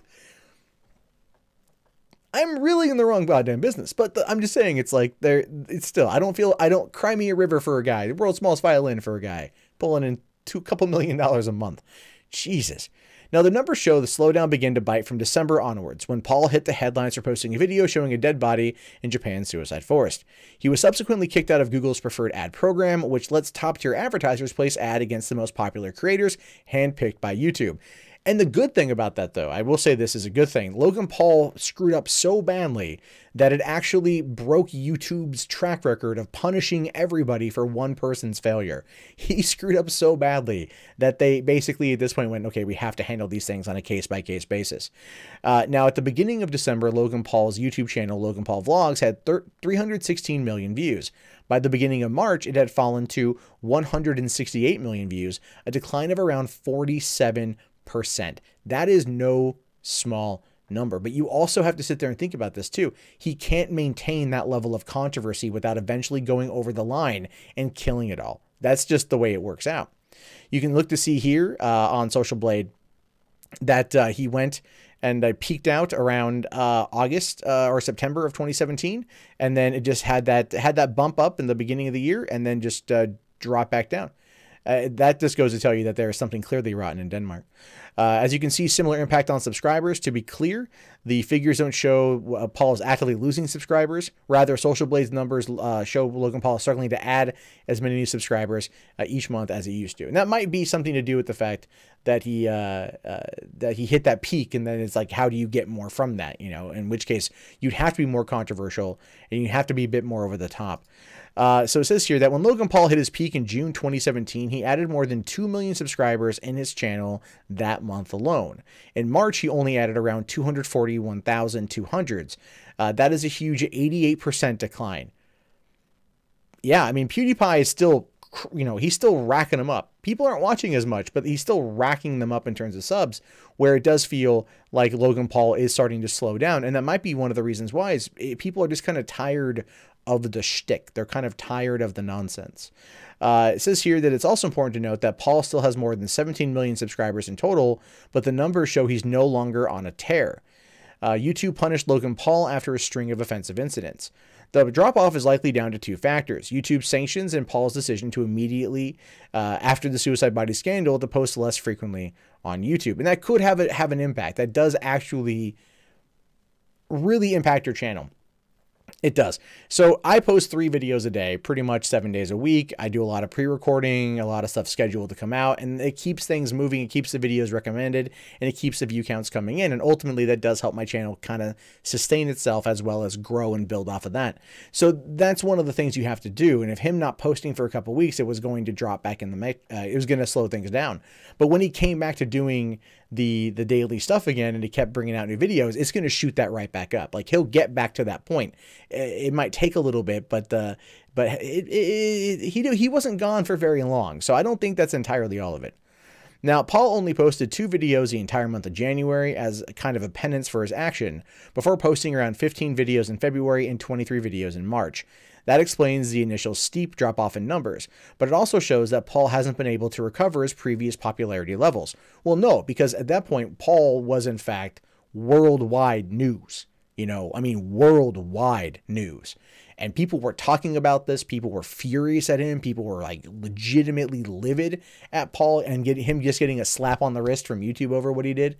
You know, and that's the whole thing, is that they very much, you know, it explains itself here. So it says that, oh, crap. After the Suicide Forest backlash and Paul's removal from the preferred ads program, YouTube also canned a movie deal with Paul, which is supposed to debut on the platform's YouTube Red subscription service. He was also removed from the upcoming 4th season of the YouTube Red original sitcom Foursome. Paul didn't seem to learn from his mistakes or the punishment, as after a brief pause on uploading videos, he returned with the controversial video where he tasered a dead rat on camera. YouTube said it had temporarily suspended ads from Logan Paul's entire channel because of the recent pattern of behavior, which would likely put off advertisers, which is very true, but at the same time, that came back super freaking quick. As well, here, as I said, when YouTube did can the movie deal from Paul, that would be The Thinning 2, which was already shot and ready to premiere, I think, sometime this year. So they're just holding off on it. They've already said they're willing to work with him again. Unlike PewDiePie, right, which of course was taken out of context and everything else, and he lost everything. And they don't want to work with him again, not in that particular fashion. Although he still does go to YouTube, like, you know, YouTube events in London and whatnot. So clearly he's not out of it too much. Creators rely heavily on ads to make money from videos, and the more views and subscribers they have, the more likely they are to become a preferred channel. That becomes a virtuous cycle when YouTube heavily promotes the most popular creators through its recommendation algorithms. Paul might reverse the decline. He's made the commercially savvy move of agreeing to fight fellow YouTuber KSI in 2 fights in Manchester United and 1 in the United States. Or Manchester United Kingdom and 1 in the United States. A previous match between KSI and another YouTuber drew 1.6 million views, and it was streamed live, and 20 million were predicted to watch the footage later. Exactly. That's the whole point. Logan Paul is able to very much get himself, you know, back on top, but it will take a little bit of time to get there. The way YouTube's algorithm works is if you don't post, they kind of punish you. But if you go back into posting a lot, then you shoot right the hell back up. Because at that point, you're re-engaging the machine. It may take about a week or 2, if not even being a little bit sooner, and then get you back to those numbers. If I don't post for a couple days on this channel, it clearly declines. But once I start posting again, it takes about 2 or 3 days. It starts right back up to where it's usually at. And that's how they work. That's how they operate. What's happening here is you had the initial boom, that tear he was on, simply because of the shock and awe of the situation involving the Akigahara Forest video. Now, whether you believe it's real or fake, has nothing to do with the overall interest in the channel. People subscribe to Logan Paul in order to check him out. People subscribe to Logan Paul in order to see what all the fuss was. Similar things happened to PewDiePie last year when the Wall Street Journal went after him. The difference between Logan Paul and PewDiePie, N-word while streaming PUBG notwithstanding, is that PewDiePie decided to basically fight back. He decided to go after the media and to become, I don't want to say more of a woke individual in regards to kind of pushing back against the establishment, but he was very much able to channel that anger and that rage into some very, very, very biting commentary and some nice satire aimed at the establishment media for what they did to him. Whereas Logan Paul, a 22-year-old dumbass, is going to sit there and tase a dead rat and then go, oh, I didn't do anything wrong. Well, no, it's just that, you know, his handlers aren't handling him in the right way. Whereas PewDiePie basically Maker dropped him, Disney dropped him, Revel Mode was scuttled, and all of his friends moved on to something else. He was left to his own devices and he fought back, you know, because he was taken out of context and he deserved that. Paul just keeps making mistakes. So I'm curious to see where this is at in, you know, let's say 3 to 6 months time.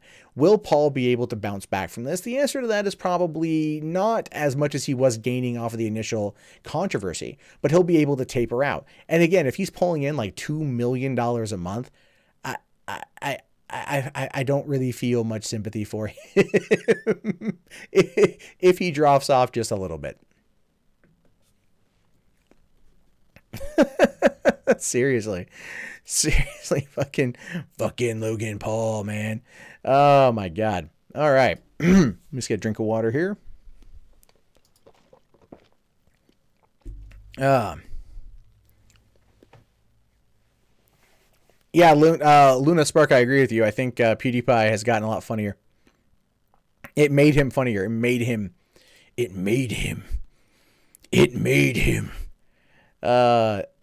You have Logan Paul as a douche nozzle next to your real name on Twitter. Nice.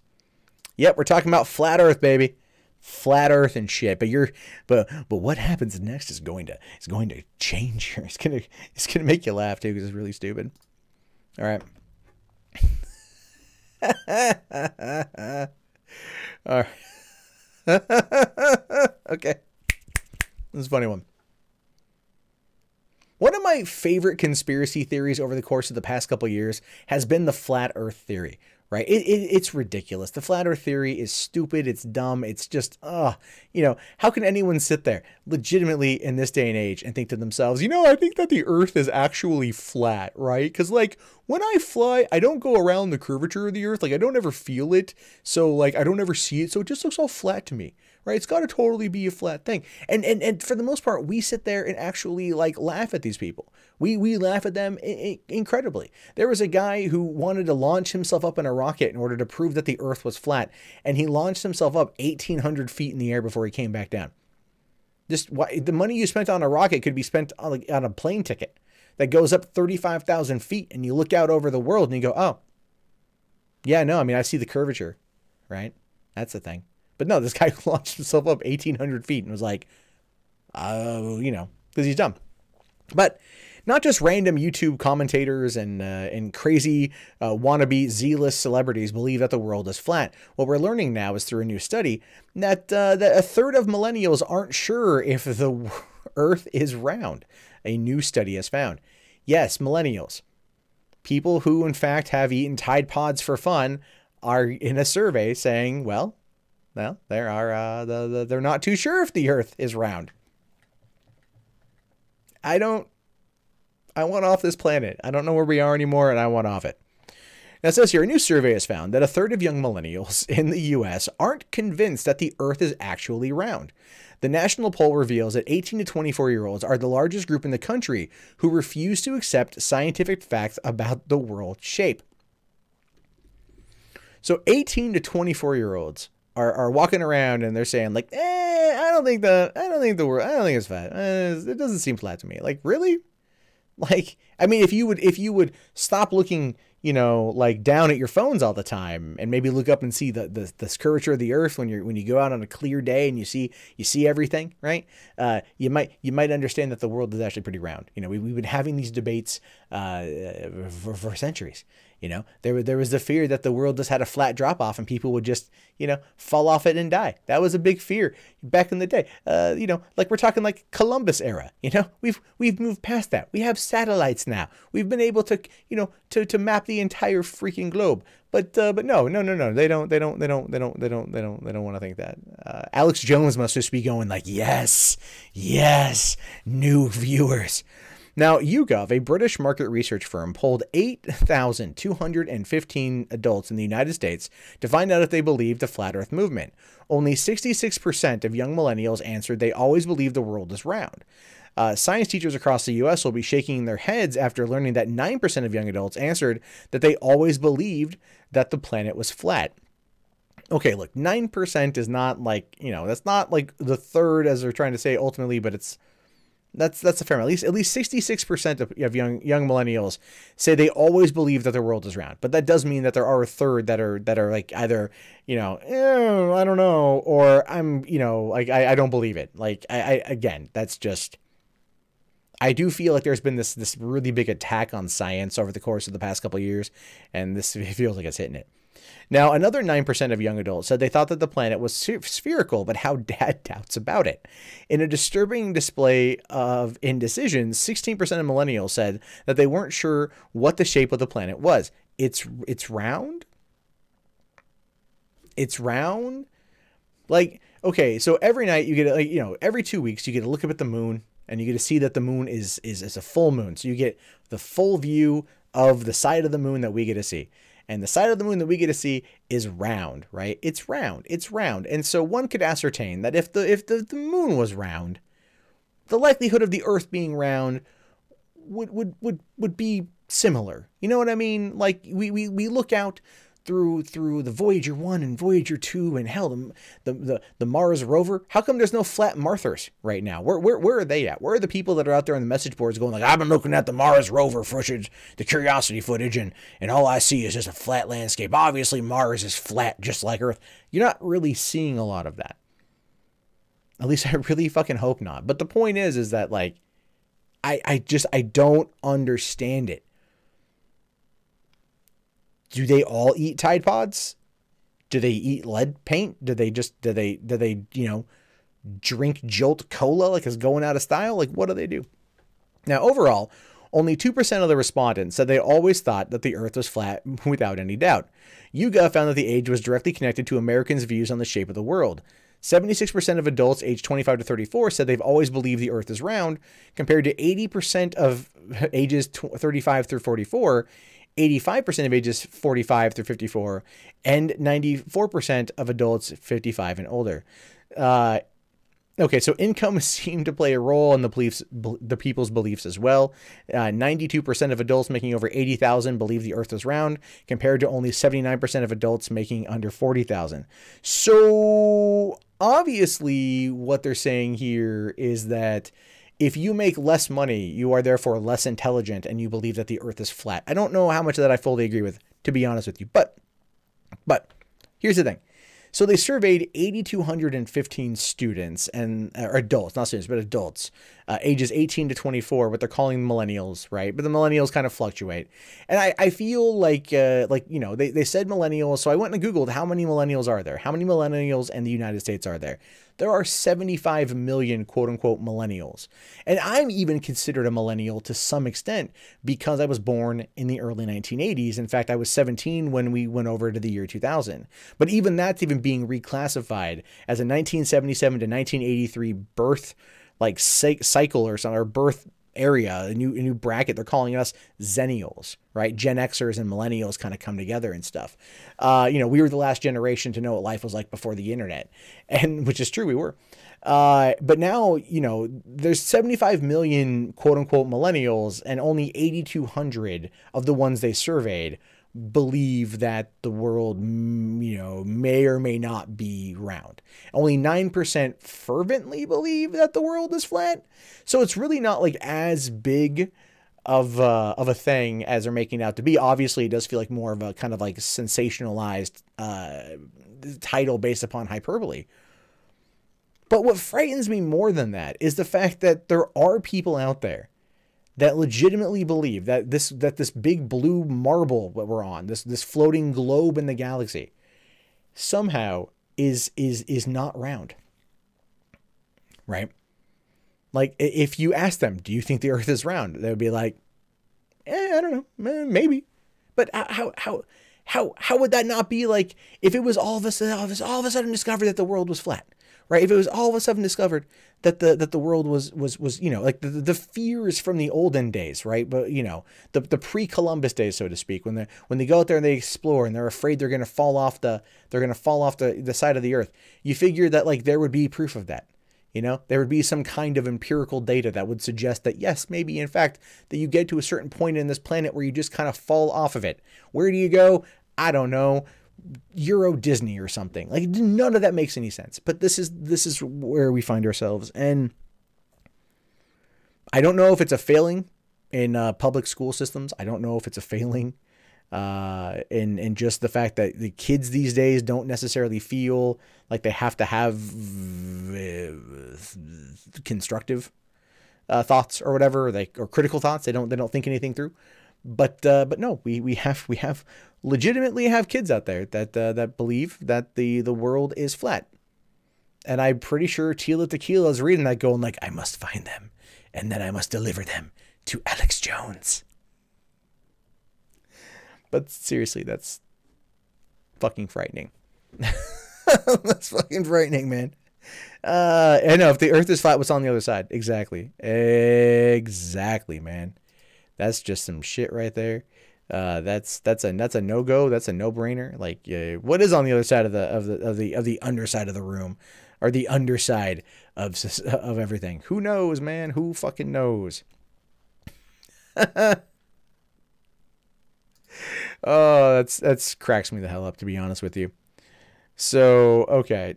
It's all turtles all the way down. Right, there is a turtle theory on that one. Yeah, that's true. There is definitely the turtle theory. Hold on a second here. Something's not working. Get woke, fam. Oh, Jesus. Jesus. That's kind of funny. I can't, this is weird. Okay. Let's see where, hold on. So I'm getting a little bit of shit fucking up here. The Great Ice Ball Theory. I'm not too sure what that is right there. Okay. No, that's not working. I'm having a little bit of issue right now. Has the internet made people too lazy to deduce or to properly educate themselves? I'm going to say, yeah. Big Nan, we were talking about the flat Earth theory. Now we're talking about a mom who fed her children, who fed her kids some mac and THCs. Side B. Once we get halfway through history, we have to flip it over. That's good, man. That's fucking good. That's good. I like that. You funny man. You funny man. All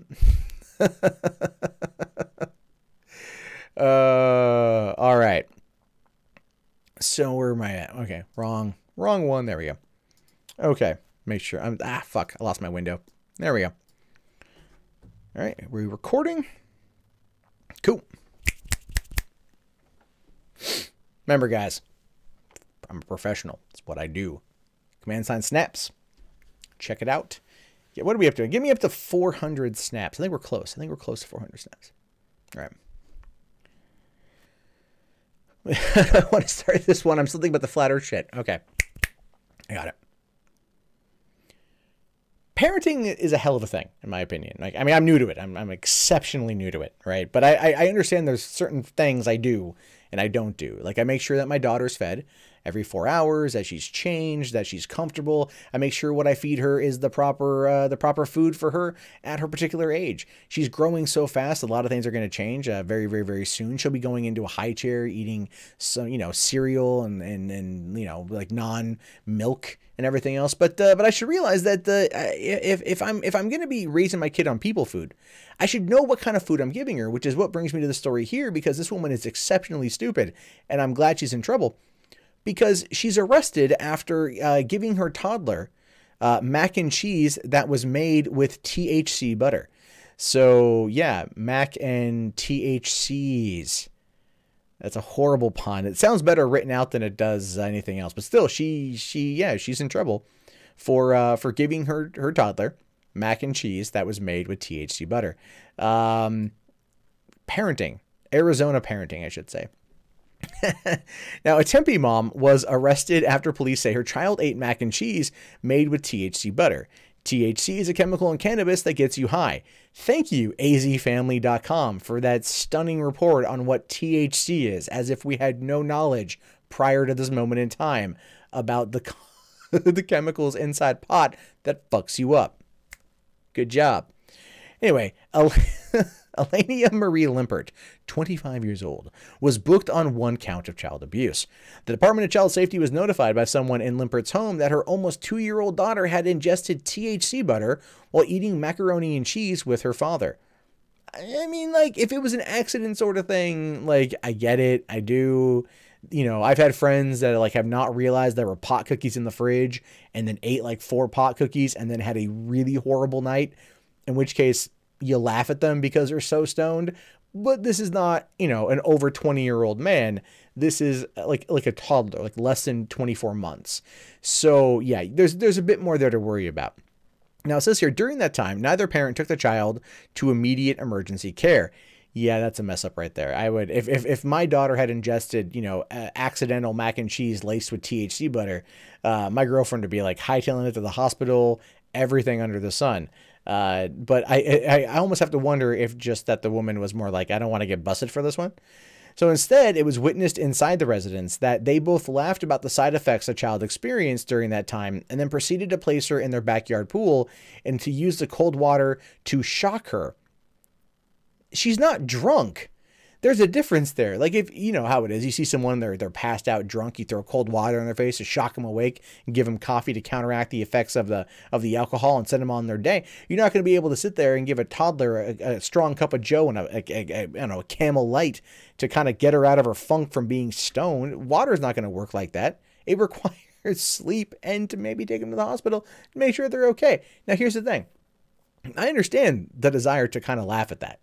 Because in essence, it is kind of a funny thing, right? You go, oh my God, my child was entirely wasted on pot. That's going to be a funny story for when they're older, right? You laugh about it afterward. You don't laugh about it in the moment. Is it because you were high too off of eating THC-laced mac and cheese? The answer to that is probably. Now, it wasn't until 2 days later the Department of Child Safety was notified and arrived to take custody of all 3 kids living at the home. I don't know if that's going like, I kind of feel like that might be a bit too harsh, you know, like it feels like it was more of an accidental thing, but CPS rolling in to like scoop up the kids because there was pot butter that was used in mac and cheese feels a little bit over the top. But then again, it is Arizona. So, you know, they're like the West Coast Florida. Hospital officials later confirmed that they found THC in the infant's system. Limpert later admitted to making the mac and cheese with THC for her husband, but did not know the daughter ingested it. And she's due back in court on the April 19th. Okay. So here's the thing. She made the mac and cheese with the pot butter for her husband. Her husband then I would assume fed it to the child, right? Or, you know, fed it to her maybe accidentally or maybe on purpose. There was a video that popped up on Facebook Live a few weeks ago of a little, like, you know, little tiny kid puffing on a joint, you know, and that sent the world into like straight up like rage on that mother. So intentionally trying to dope your child is definitely a bad thing and a no-no. But if it's an accident, that I understand. I do understand. Like, I'm not going to be completely a dick about this. However, it did say that at the home, police found 2 marijuana grow tents in the garage. They also found mushrooms, bongs, pipes, containers of hash oil, and other drug paraphernalia. In the home's refrigerator on the top shelf were 3 large tubs of THC butter. So yeah. So what we got here is we got this mom, right? Who just based upon the initial idea there is like, you're kind of going like, haha, yeah, she got her kids taken away because, you know, some overzealous CPS agent was like, you gave your kid pot butter. No, then you just kind of continue down the story and you find out, oh, they had 2 large grow tents in their garage. They were also growing shrooms. They had hash oil and a whole bunch of other THC butter in the fridge. Okay, so they were clearly dealing, and they were clearly doing some shady shit, because as far as I know, marijuana is not legal in Arizona yet, right? I believe it will be soon enough, but right now it's definitely not. So this kind of thing is definitely illegal. So that backs up why she was arrested for her child ingesting THC. And that is actually a big problem about keeping, I think, keeping drugs and alcohol on the premise if you're going to do them. I'm not against people getting high or getting drunk. I'm not one bit. Don't do it when kids are around. Don't let your kids see it. Clearly, you know, treat your drugs and your alcohol like you would a gun. You know, treat it like you would a gun. Lock it away. Make sure it's a key lock. They can't get to it and whatnot, because kids are going to get curious at some point in time, and they're going to get crunk on your supply. And trust me, I know this. I remember one time my stepdad, my parents left for the night. I found my stepdad's vodka that was hidden. I drank a lot of vodka and then ate an entire Papa John's pizza to myself. It was not my highest moment of my life, but felt pretty good by the end of it. I'm just saying, it's like kids are always, I was like 16, and kids are always going to find a way to do this kind of crap. They're always going to be searching around. So yeah, I'm not against you getting high. I'm not against you getting drunk. Just make sure if you're going to do it, your kids aren't there. You know, they don't accidentally ingest mac and cheese, whatever. But the thing is, the parents were probably high. And they're like, she's fucked up right now. That's pretty funny. You know, I'm honestly surprised they didn't pull out their phone and go, all right, Facebook, you know, and put that out there. Actually, I take that back. At this point in time, I fully believe that they probably have done that. And that video might actually surface down the road. In which case we probably get a better idea as to just kind of how crazy messed up this kid was off of, well, marijuana-laced mac and cheese. Oh, my God. It's getting to the point people need to be licensed to own and do anything. Yeah, I'm not against kids, you know, smoking. Like I am against kids smoking. I'm not against people getting high. Just make sure your kids aren't getting it. You know what I mean? Like, just make sure your kids aren't getting all that crazy shit. That's one of those. So how hard is that? Just don't do it. Just don't fucking do it. All right, let's get into the last story here so I can actually try to wrap this thing up at a decent hour. This ought to be a fun one here. Because someone did mention earlier, and I did kind of forget to talk about it on the other thing. Okay. All right. Where are we at here? There I am. Okay, cool. We are good. Final snaps, guys. Get them up. Get them up. Get them up. Get them up. Get them up. Get them up. Get them up. Get them up. Get them up. Get them up. All right. Yeah, we're talking about Jimmy Kimmel, man.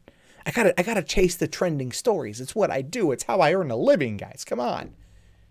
If you're not gonna streamlabs.com/mundane man, I gotta chase the stories like a heroin addict going after the dragon. I'm playing around. All right, we good? I'm going to start off by saying I'm not a huge Jimmy Kimmel fan. I haven't been for a while. I don't really find him funny since he left the Man Show and then immediately jumped on the whole Me Too movement with complete disregard to everything that he pioneered on the Man Show. It's not to say that the show probably wasn't sexist and misogynistic to some extent, but that being said, it was still funny, and it was the 90s. It was a different time. And of course, Jimmy being on ABC and being, I want to say, like, probably the top late night host outside of maybe Jimmy Fallon, that you know, he's gonna get himself into some shit every once in a while. Ah, fuck, I fucked that one up. All right, I lost my train of thought. Hold on, start over again. I want to start off by saying I'm not a huge fan of Jimmy Kimmel. Haven't been for quite some time. Guy comes across as smug, right? Comes across as elitist, and this is coming from me. One of my predominant criticisms is that I come off as smug and elitist. So there we go. But the point is, Jimmy Kimmel is, I want to say at this point, probably like the most watched late night host right now. All right, he's always kind of getting himself in a little bit of trouble, you know, whether it's taking on the repeal of Obamacare by using his kids as an example is why something like that is needed, or it's some of the ways he goes after some of Donald Trump's cabinet with like the really crazy, creepy puppet of Kellyanne Conway and things like that. But now he's under it. He's in a lot of shit. He's in a lot of shit because of, well, poking fun at Melania Trump. In fact, according to Breitbart here, there is a boycott Kimmel petition that reached 50,000 signatures after the ABC host mocked Melania Trump's accent. Right? Out of all the things to get mad at criticizing Melania Trump over, apparently the accent was like the key. Now, a lot of people out there, and this is just kind of what I've been reading, a lot of people out there are very much under the belief that like Melania is off limits in terms of criticism. And what they were making fun of her for here does feel relatively benign, and it does feel somewhat petty, considering the fact that ultimately Melania has done nothing wrong. But at the same point in time, she is in fact a public figure. I would argue the second most famous public figure in the world. And so, you know, there is that kind of realm that they open themselves up for that. Like, you know, and it's not the only time she's been criticized for her accent. Stephen Colbert will bring on Laura Bertrani or whatever her name is, or Bertani to portray Melania Trump, to do the accent. And they play it up. They play it over the top. They stereotype it. So why is that not been hit as hard as this one? It makes me believe that there might be a couple other, you know, other elements involved in this one.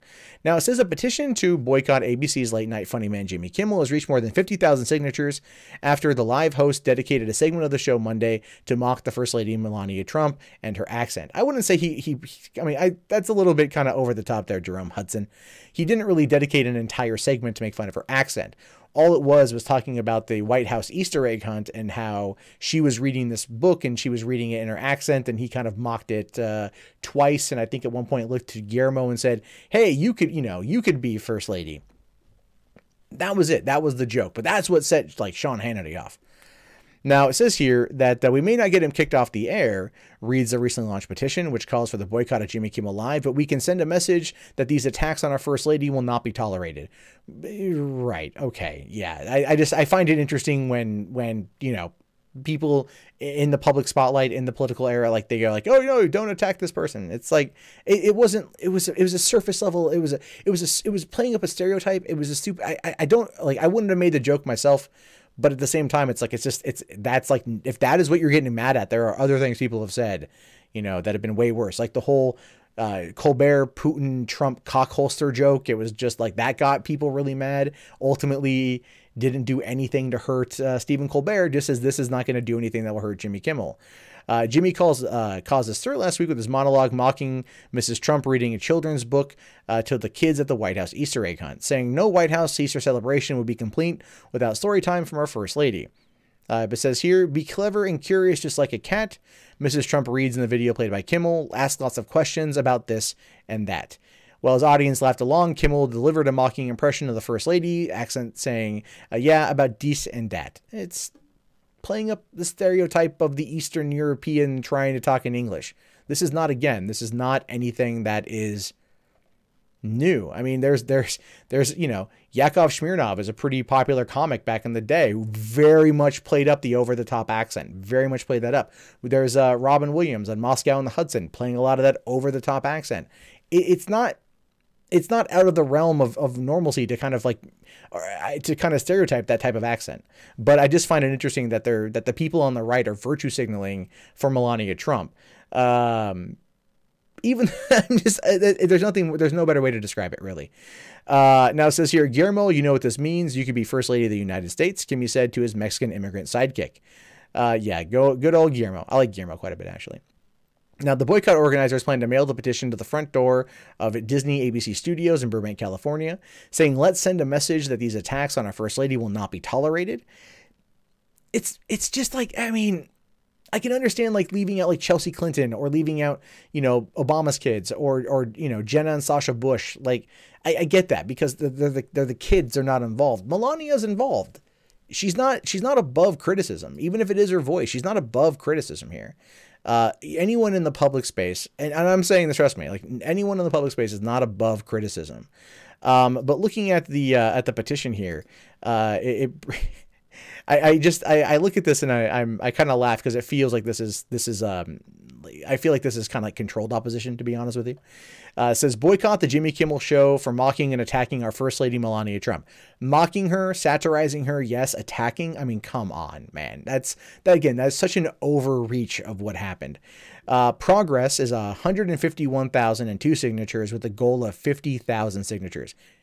Damn, that's a lot. It says, on Monday night, left-wing host Jimmy Kimmel showed his true bigotry by mocking... Really? By mocking the way our First Lady was reading a children's book during the annual Easter egg roll at the White House. In the past, he has claimed to be loving and accepting of all immigrants, but he openly made fun of her accent and his crowd laughing along. He even reacted the way she says this and that. I know the horror, but Trump going up there and saying, oh, to a disabled journalist, totally fine in their book. I'm just saying, it's like, I'm not trying to use whataboutism here, like as a gotcha, but I'm saying it's like, there have been things that people on their side have overlooked, just as on the left, there are things that people have overlooked to fit a certain narrative. That's one of the biggest problems when you start getting into this kind of party politic nonsense. Melania Trump was not attacked, not at all, but people are just, they're really mad. And then you see, watch the disgusting attack below. Right. And then this petition will be sent out to the front door of ABC, Burbank, and everything else. And it's just like, yeah, all right, send a message that these attacks on our First Lady will not be tolerated. That's kind of where we are right now. And I just have to laugh at that, to be honest with you.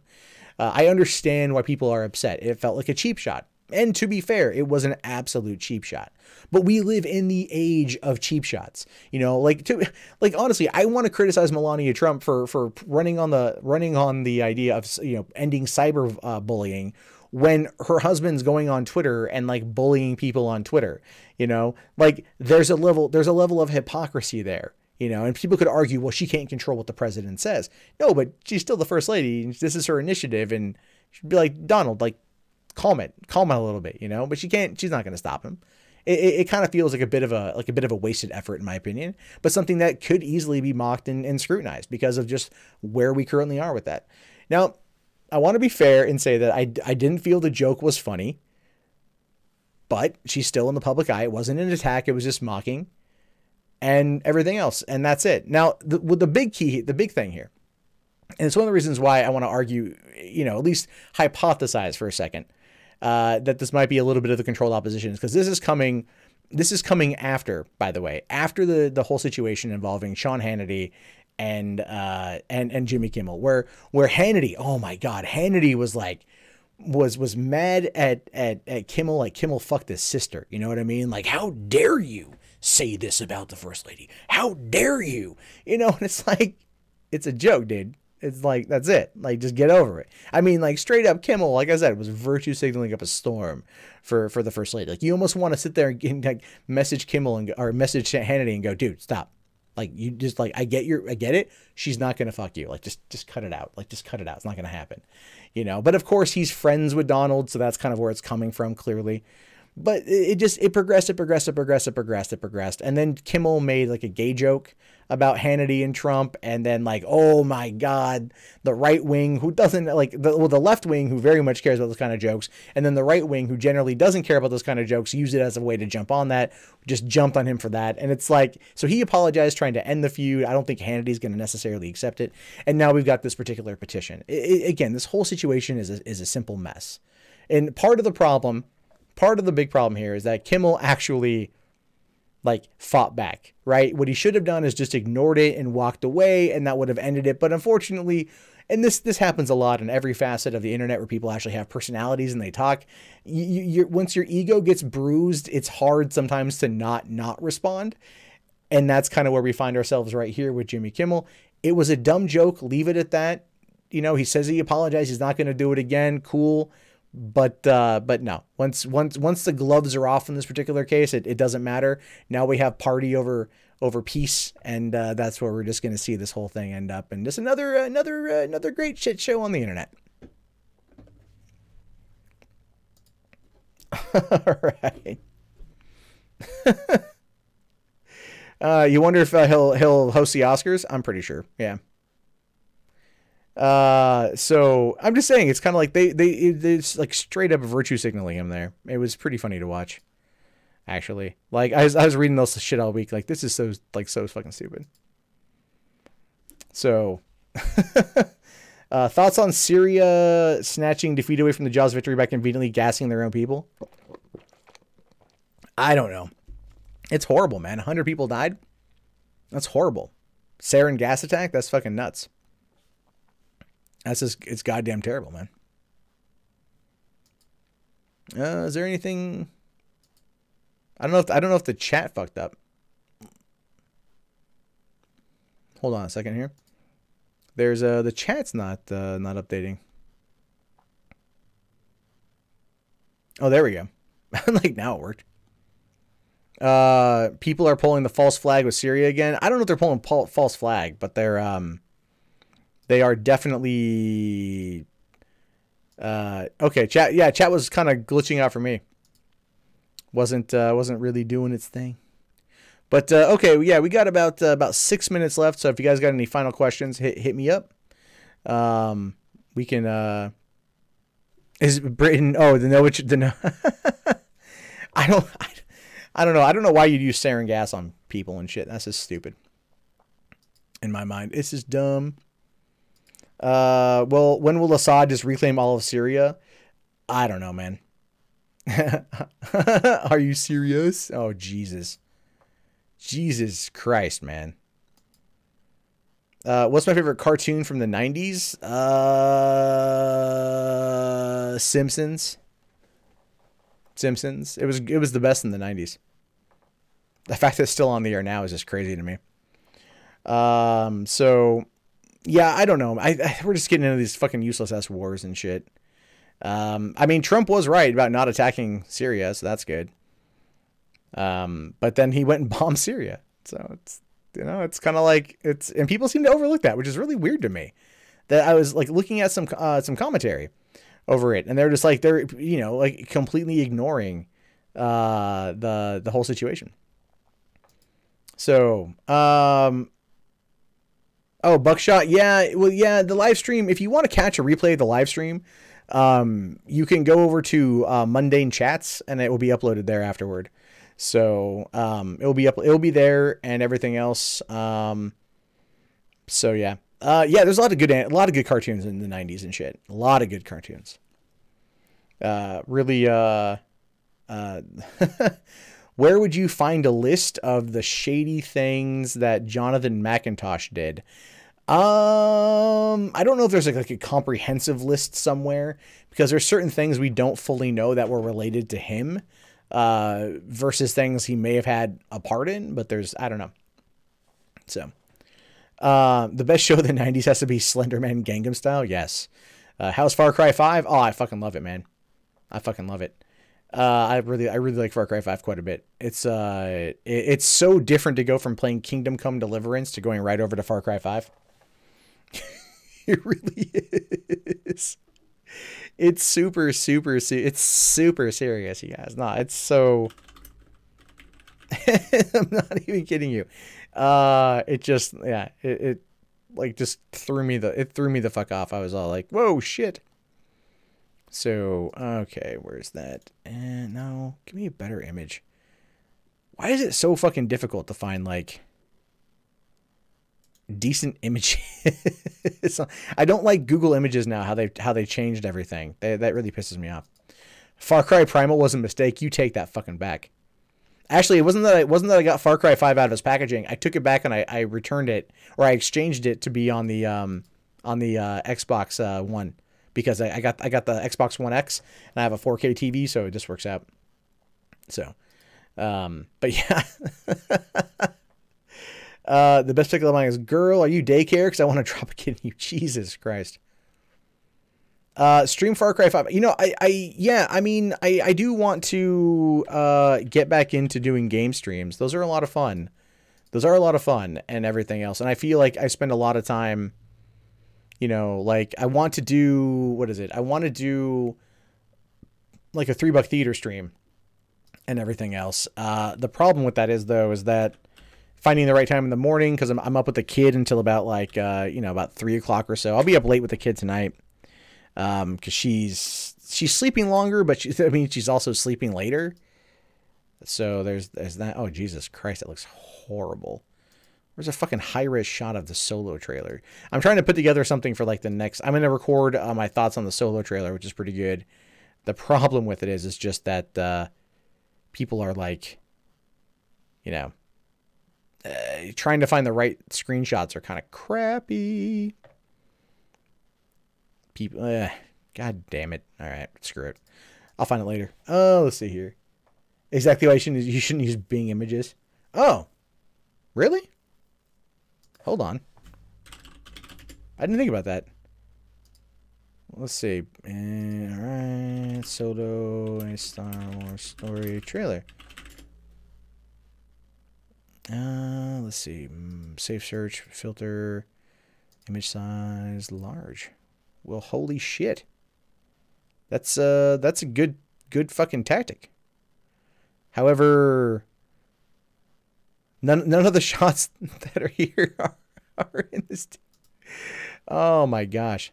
That's fucking funny. Okay, there we go. Oh yeah. Nice. Good old, hey, Bing did something correctly, right? Bing actually did something fucking correct. Holy crap. Holy crap. Right? Like, who could have thunk it?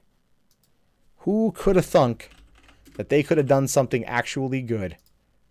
Good on you, man. Or I could always go to Fire. Well, yeah. All right, good. I can do that at least. Okay.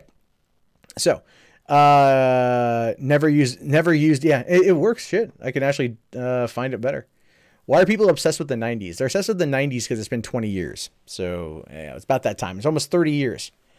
The 90s were more pure. Yeah, if the 90s, what sucks though is they just canceled everybody or Everything Sucks on Netflix was just canceled. So that's a shitty thing.